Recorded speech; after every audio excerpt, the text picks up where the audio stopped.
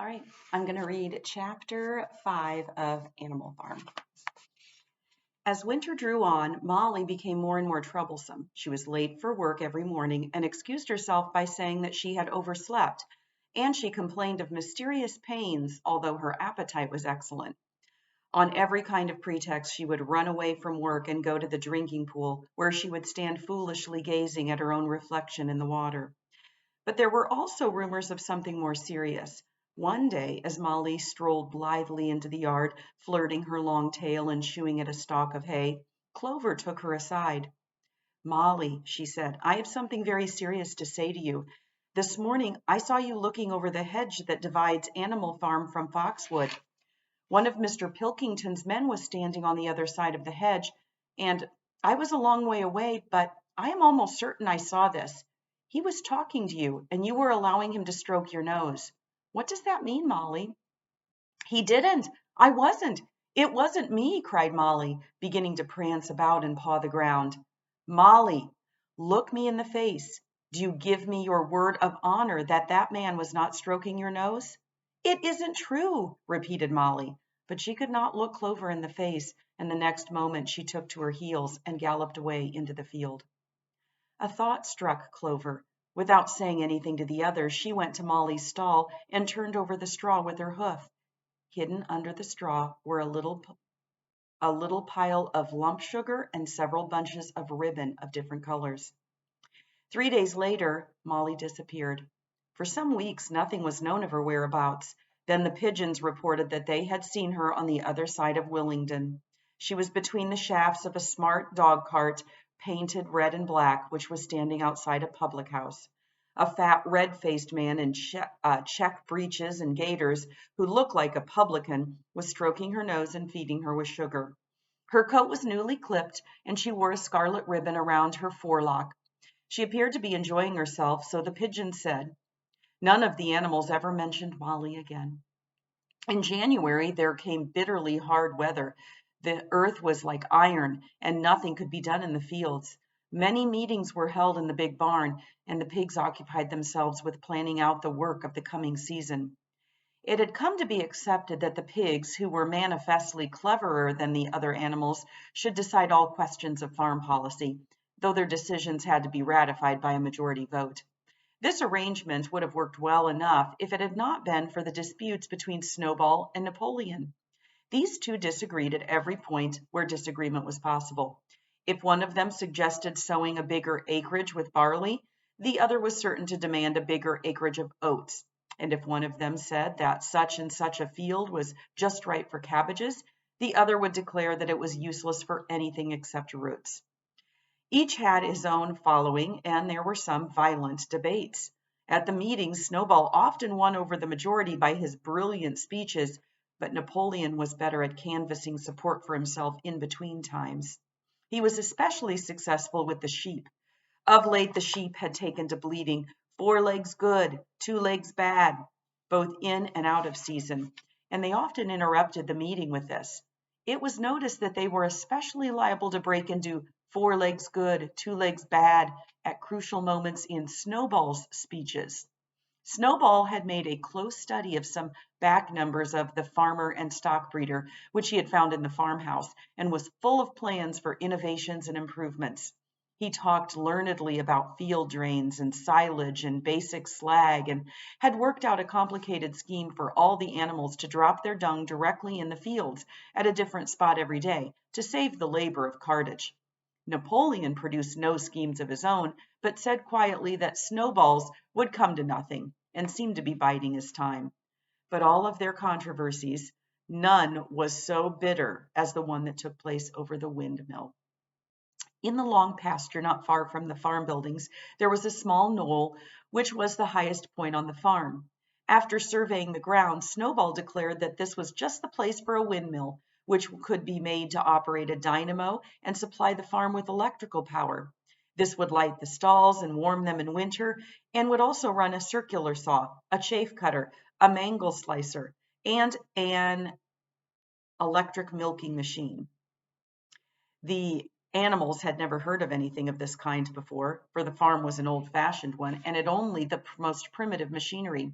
and they listened in astonishment while Snowball conjured up pictures of fantastic machines which would do their work for them while they grazed at their ease in the fields or improved their minds with reading and conversation.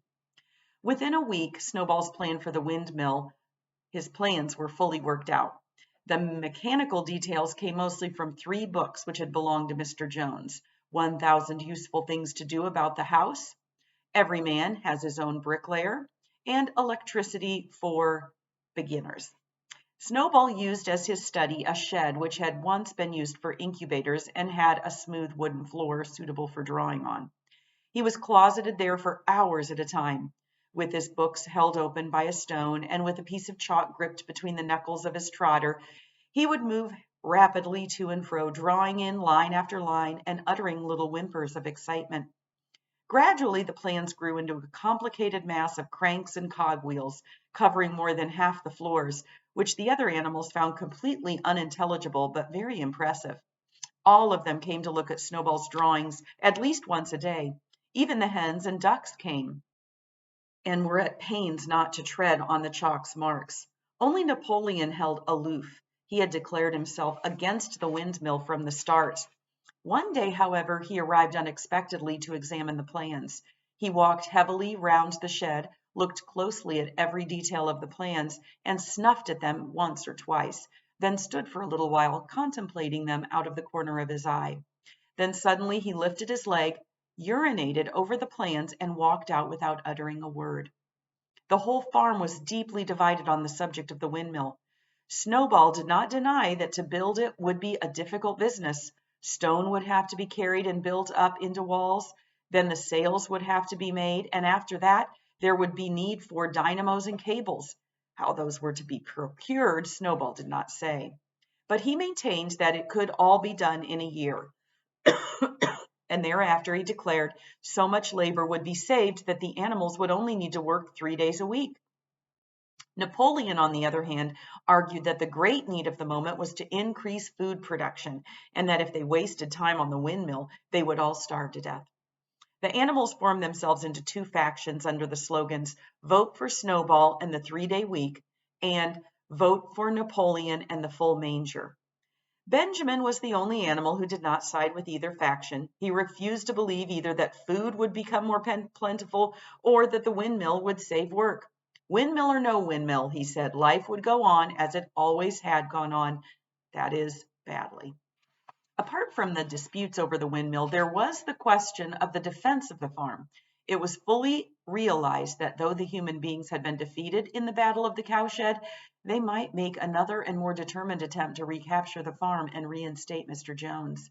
They had all the more reason for doing so because the news of their defeat had spread across the countryside and made the animals on the neighboring farms more restive than ever. As usual, Snowball and Napoleon were in disagreement. According to Napoleon, what the animals must do was to procure firearms and train themselves in the use of them. According to Snowball, they must send out more and more pigeons and stir up rebellion among the animals on the other farms. The one argued that if rebellions happened everywhere, they would have no need to defend themselves. The animals listened first to Napoleon, then to Snowball, and could not make up their minds which was right. Indeed, they always found themselves in agreement with the one who was speaking at the moment. At last the day came when Snowball's plans were completed. At the meeting on the following Sunday, the question of whether or not to begin work on the windmill was to be put to the vote. When the animals had assembled in the big barn, Napoleon stood up, and though occasionally interrupted by bleating from the sheep, set forth his reasons for advocating the building of the windmill. Then Napoleon stood up to reply. He said very quietly that the windmill was nonsense, and that he advised nobody to vote for it. Promptly sat down again. He had spoken for barely 30 seconds and seemed almost indifferent to the effect he produced. At this, Snowball sprang to his feet and, shouting down the sheep, who had begun bleating again, broke into a passionate appeal in favor of the windmill. Until now, the animals had been about equally divided in their sympathies, but in a moment Snowball's eloquence had carried them away. In glowing sentences, he painted a picture of Animal Farm as it might be when sordid labor was lifted from the animals' backs. His imagination had now run far beyond chaff cutters and turnip slicers. Electricity, he said, could operate threshing machines, plows, harrows, rollers, and reapers and binders, besides supplying every stall with its own electric light, hot and cold water, and an electric heater. By the time he had finished speaking, there was no doubt as to which way the vote would go. But just at this moment, Napoleon stood up and, casting a peculiar sidelong look at Snowball, uttered a high-pitched whimper of a kind no one had ever heard him utter before. At this, there was a terrible baying sound outside, and 9 enormous dogs wearing brass-studded collars came bounding into the barn. They dashed straight for Snowball, who only sprang from his place just in time to escape their snapping jaws. In a moment he was out of the door, and they were after him. Too amazed and frightened to speak, all the animals crowded through the door to watch the chase. Snowball was racing across the long pasture that led to the road. He was running as only a pig can run, but the dogs were close on his heels. Suddenly he slipped, and it seemed certain that they had him. Then he was up again, running faster than ever. Then the dogs were gaining on him again. One of them all but closed his jaws on Snowball's tail, but Snowball whisked it free just in time. Then he put on an extra spurt, and with a few inches to spare, slipped through a hole in the hedge and was seen no more.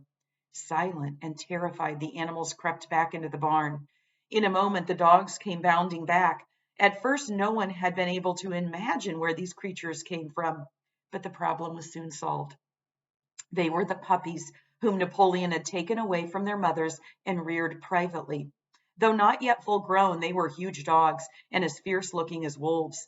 They kept close to Napoleon. It was noticed that they wagged their tails to him in the same way as the other dogs had been used to do to Mr. Jones.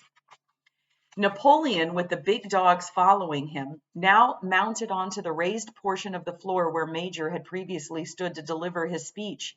He announced that from now on the Sunday morning meetings would come to an end. They were unnecessary, he said, and wasted time.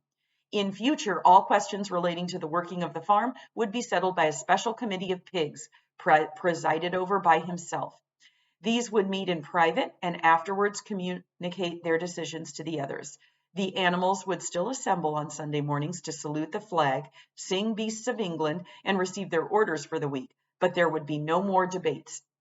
In spite of the shock that Snowball's expulsion had given them, the animals were dismayed by this announcement. Several of them would have protested if they could have found the right arguments. Even Boxer was vaguely troubled. He set his ears back, shook his forelock several times, and tried hard to marshal his thoughts. But in the end, he could not think of anything to say. Some of the pigs themselves, however, were more articulate. 4 young porkers in the front row uttered shrill squeals of disapproval, and all 4 of them sprang to their feet and began speaking at once. But suddenly the dogs sitting around Napoleon let out deep, menacing growls, and the pigs fell silent and sat down again. Then the sheep broke out into a tremendous bleating of 4 legs good, 2 legs bad, which went on for nearly a quarter of an hour and put to an end any chance of discussion. Afterwards, Squealer was sent round the farm to explain the new arrangements to the others. Comrades, he said, I trust that every animal here appreciates the sacrifice that Comrade Napoleon has made in taking his extra labor upon himself. This extra labor upon himself. Do not imagine, comrades, that leadership is a pleasure. On the contrary, it is a deep and heavy responsibility. No one believes more firmly than Comrade Napoleon that all animals are equal. He would be only happy to let you make your decisions for yourselves, but sometimes you might make the wrong decisions, comrades, and then where would we be? Suppose you had decided to follow Snowball with his moonshine of windmills. Snowball, who, as we now know, was no better than a criminal? He fought bravely at the Battle of the Cowshed, said somebody. Bravery's not enough, said Squealer. Loyalty and obedience are more important. And as to the Battle of the Cowshed, I believe the time will come when we shall find that Snowball's part in it was all much exaggerated. Discipline, comrades, iron discipline. That is the watchword for today. One false step and our enemies would be upon us. Surely, comrades, you do not want Jones back. Once again, this argument was unanswerable. Certainly the animals did not want Jones back. If the holding of debates on Sunday mornings was liable to bring him back, then the debates must stop. Boxer, who had now had time to think things over, voiced the general feeling by saying, "If Comrade Napoleon says it, it must be right."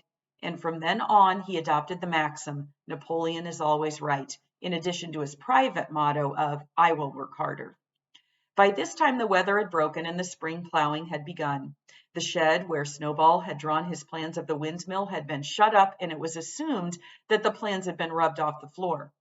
Every Sunday morning at 10 o'clock, the animals assembled in the big barn to receive their orders for the week. The skull of old Major, now clean of flesh, had been disinterred from the orchard and set up on a stump at the foot of the flagstaff beside the gun. After the hoisting of the flag, the animals were required to file past the skull in a reverent manner before entering the barn. Nowadays, they did not sit all together as they had done in the past. Napoleon, with Squealer and another pig named Minimus, who had a remarkable gift for composing songs and poems, sat on the front of the raised platform, with the 9 young dogs forming a semicircle around them, and the other pigs sitting behind. The rest of the animals sat facing them in the main body of the barn. Napoleon read out the orders for the week in a gruff, soldierly style, and often a single singing of Beast of England. All the animals dispersed. On the 3rd Sunday after Snowball's expulsion, the animals were somewhat surprised to hear Napoleon announce that the windmill was to be built after all. He did not give any reason for having changed his mind, but merely warned the animals that this extra task would mean very hard work. It might even be necessary to reduce their rations. The plans, however, had all been prepared down to the last detail. A special committee of pigs had been at work upon them for the past 3 weeks. The building of the windmill, with various other improvements, was expected to take 2 years. That evening, Squealer explained privately to the other animals that Napoleon had never in reality been opposed to the windmill. On the contrary, it was he who had advocated it in the beginning, and the plan which Snowball had drawn on the floor of the incubator shed had actually been stolen from among Napoleon's papers. The windmill was, in fact, Napoleon's own creation. Why then, asked somebody, had he spoken so strongly against it? Here Squealer looked very sly. That, he said, was Comrade Napoleon's cunning. He had seemed to oppose the windmill simply as a maneuver to get rid of Snowball, who was a dangerous character and a bad influence. Now that Snowball was out of the way, the plan could go forward without his interference. This, said Squealer, was something called tactics. He repeated a number of times. "Tactics, comrades, tactics," skipping round and whisking his tail with a merry laugh. The animals were not certain what the word meant, but Squealer spoke so persuasively, and the 3 dogs who happened to be with him growled so threateningly that they accepted his explanation without further questions.